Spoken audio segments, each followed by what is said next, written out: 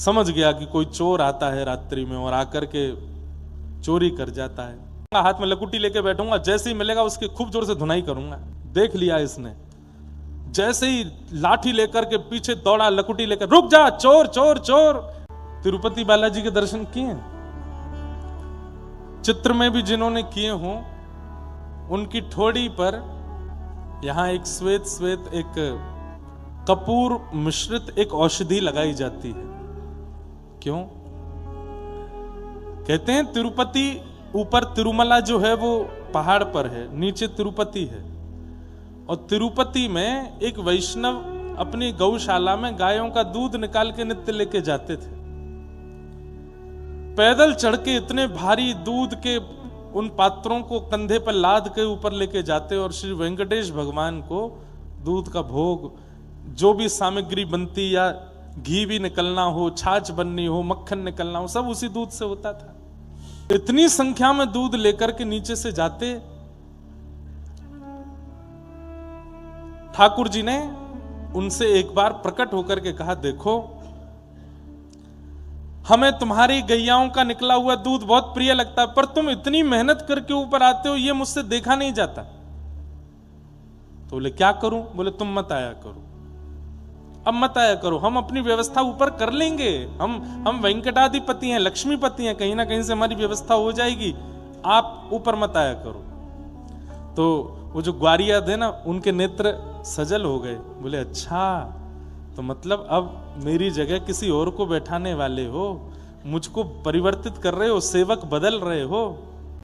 वही बात वो ग्वारिया कहने लगा वेंकटेश भगवान से कि नाथ, आपको मुझसे अच्छा कोई सेवक मिल गया है क्या, जो मेरी से? नहीं नहीं नहीं, ऐसी कोई बात नहीं है, बस तुम अब वयोवृद्ध हो गए हो, इतनी ऊपर चढ़ के आते हो, इसलिए हम कह रहे हैं कि तुम मत आया करो। उस सेवक ने कहा, बोले आप चाहे जितना मना करो, मैं तो आऊंगा। नित्य जाने लगे। ठाकुर जी बोले ऐसे नहीं मानेगो, मुंह को कुछ और करना पड़ेगा। रात्रि में ठाकुर जी एक ग्वारिया का रूप बनाते, ऊंची धोती पहन करके, सिर पर स्वाफा बांध के और अपना मुंह ऐसे ढक करके ठाकुर जी ग्वारिया बन के जाते। और जैसे ही वो ग्वारिया जिसकी गौशाला थी वो सो जाता, ठाकुर जी जाते और सब गैयाओं को खड़ा करके थन में मुख लगा करके सबका दूध पियाते। दूसरे दिन उसने सुबह जैसे ही दूध निकाला तो एक गैया का भी दूध नहीं मिला। चिंतित हो गया, इतनी सारी गैया मेरी, इनका दूध गया कहां? ठाकुर जी आके पी जाते रात में। और ठाकुर जी स्वयं आते, आकर के गैयाओं का स्पर्श करते तो गैया इतनी मंत्रमुग्ध हो जाती कि कुछ ना रम्माती ना चिल्लाती, कुछ नहीं कहती, ठाकुर जी को दूध पीने देती। सबको दूध पी के ठाकुर जी चले जाते। हाँ हाँ, एक दिन निकला, 2 दिन निकले, 3 दिन निकल गए, दूध मिल ही नहीं रहा है। वो ग्वारिया सोचने लगा, मेरी गैया चरने जाती हैं, खूब प्रेम से चारा चरती हैं, पर दूध क्यों नहीं हो रहा है? और एकाध को नहीं हो, समझ में आती बात, एक गैया की भी दूध नहीं है। समझ गया कि कोई चोर आता है रात्रि में और आकर के चोरी कर जाता है। आज रात में सोने का बहाना बनाऊंगा, हाथ में लकुटी लेके बैठूंगा, जैसे ही मिलेगा उसकी खूब जोर से धुनाई करूंगा। रात में ऐसे आंख मीच करके लकुटी हाथ में लेकर के सोया, इतने में वेंकटादि भगवान, वेंकटेश भगवान आ गए। आ करके जैसे ही थन से मुख लगा करके पीने लगे। देख लिया इसने, जैसे ही लाठी लेकर के पीछे दौड़ा, लकुटी लेकर, रुक जा चोर चोर चोर, मेरी गैयाओं का दूध पीने आता है। ठाकुर जी वहां से बेचारे जैसे तैसे भागे। अब ठाकुर जी इतनी जोर से भागे, वो पकड़ तो पा नहीं रहा था, तो उसने अपनी लकुटी ऐसे घुमाई और जोर से घुमा करके मारी। ठाकुर जी उसी समय पीछे देख रहे थे कि ज्यादा पास तो नहीं आ गए, इतने में लकुटी आकर के यहीं लगी ठोड़ी पे। ठाकुर जी जैसे तैसे वहां से भाग करके ऊपर जाकर के खड़े हो गए तिरुपति भगवान।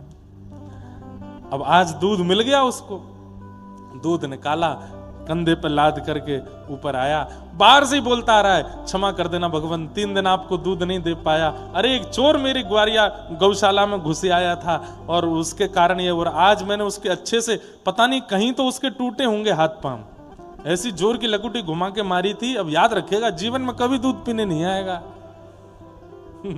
ठाकुर जी मंद मंद मुस्कुरा रहे थे, बोले अच्छा। उसने आकर के प्रणाम किया, दूध भोग सामने रखा। जैसे ठाकुर जी की झांकी देखी, थोड़ी में से रक्त निकल रहा था, नेत्र सजल हो गए, घबरा गया। बोले जय जय, ये आपको किसने मारा? ये इतनी श्रम कैसे हुआ आपकी थोड़ी पे? भगवान बोले छोड़ो, अब रहने दो, क्या बताएं? नहीं नहीं बताओ। वो इंद्र भी होगा तो मैं स्वर्ग में जाकर के खींच के लाऊंगा उसको। किसने मारा आपको, बताओ। ठाकुर जी बोले रहने दो, मत पूछो। भगवान एक बार नाम तो लीजिए आप उसका, कौन व्यक्ति है? तिरुपति का है, तिरुपति तिरुमला का है। तो ठाकुर जी बोले अच्छा, हमारे नगर के किसी व्यक्ति ने ऐसा किया? नाम बताइए आप, तुरंत नाम बताइए। ठाकुर जी बोले वो खम्भ में जाके देखो, वहां उसका नाम लिखा है। उस खंबे में प्रतिबिंब लगा था, शीशा लगा था।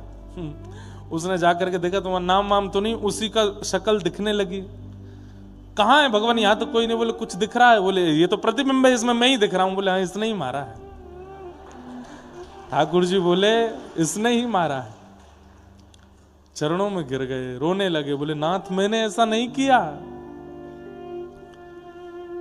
बोले 3 दिन से चोर आ रहा था? बोले हाँ। बोले तुमने एक बात विचार नहीं की? बोले क्या? हजारों गायों का एक व्यक्ति दूध कैसे पी सकता है? हजारों गायों का एक व्यक्ति दूध पी सकता है? नहीं। हजारों गायों का दूध कौन पी सकता है? केवल परमात्मा पी सकते हैं। तो बोले वो चोर कोई और नहीं, हम ही आए थे। तुम हमारी बात नहीं मान रहे थे, रोज ऊपर लेकर के दूध चले आते हो तिरुपति में। अब तुम नहीं माने तो हमने सोचा कि ऐसा क्या करें कि तुमको आना ना पड़े, हम ही नीचे आके गैयाओं का दूध पी जाते थे। पर आज तुमने ऐसी सेवा करी हमारी, है इतनी जोर से लकुट्टी मारी। चरणों में गिर गए। तुरंत एक औषधि बना करके ठाकुर जी की थोड़ी पर लगाई। प्रभु मेरे प्राण ले लीजिए, मेरे हाथ पैर कटवा दीजिए, मैं अब जीना नहीं चाहता, मैंने अपने नाथ को कष्ट दिया। ठाकुर जी बोले नहीं, अब तुम्हारी याद में जब तक पृथ्वी पर मेरा ये धाम तिरुपति विराजमान है, मैं नित्य इस औषधि को यहां लगाऊंगा ताकि तुम्हारी याद रहे। कुछ मांग लो, मैं तुमसे बहुत प्रसन्न। तब उस भक्त ने क्या मांगा कि नाथ, सेवा करना मेरा अधिकार है, वो अधिकार मुझसे छीनिए मत। नित्य दूध निकालना, पात्र में रखना, चढ़ करके अब लाद के ऊपर लाना, आपको लगता है कि मुझे बहुत श्रम होता है, पर मुझे श्रम नहीं होता है। वो मेरा सौभाग्य है, मेरा अधिकार है। मैं कुछ नहीं जानता, केवल कम से कम एक गुण मेरे पास है, दूध निकाल के आपकी सेवा में लाना। वो मुझसे मत छीनिए नाथ, और मुझे कुछ नहीं चाहिए। ये अधिकार मुझसे मत छीनिए, ये मेरा अधिकार है, मुझे दे दीजिए। ठाकुर जी प्रसन्न हो गए और फिर अंतिम श्वास तक उस भक्त की वो सेवा चलती ही रही। सेवा हमारा अधिकार है।